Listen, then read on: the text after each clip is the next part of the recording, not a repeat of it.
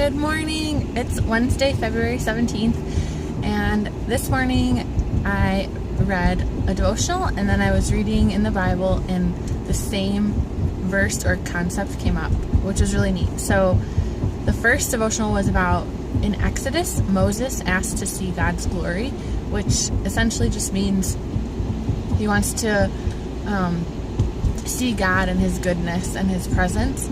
And Moses had a really strong relationship with God, and so he's like, Lord, I want, essentially like, I want to know more of you.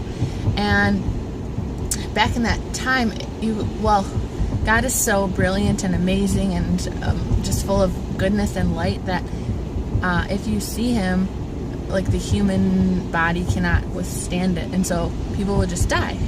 And so God agreed that Moses could see him, but it says that God put his hand over Moses so that he could only see as he passed by his back, God's back. And so Moses left that moment transformed, and he actually showed radiance that the people that, after he came down from this mountain, people couldn't even look at him. He had to put a veil over himself because he was so bright, it said.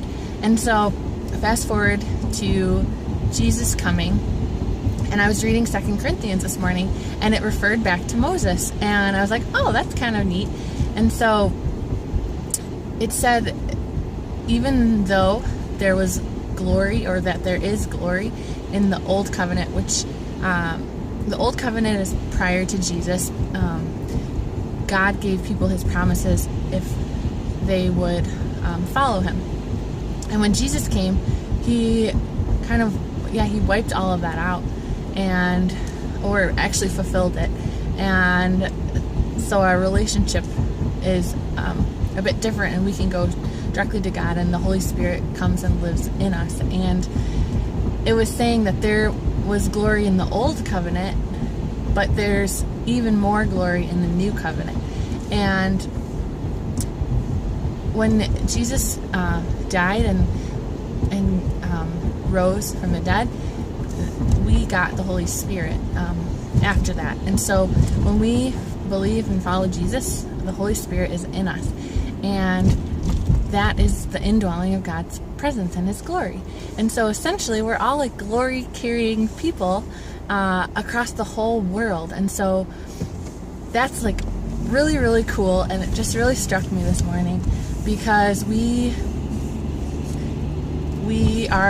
glory bearers essentially, and God can live through us and spread his goodness to the whole world, and we get to be a part of it. So that news is so much even greater than what people in the Old Testament times had. And I often think what it would have been like God spoke to Moses all the time, and he came to him in a burning bush, and Jesus was with his disciples.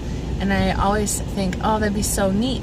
But we have access to the same thing because the Holy Spirit is in us, and he lives through us. And so we can pray, and all of those things that we desire to build a relationship with God can happen and is possible.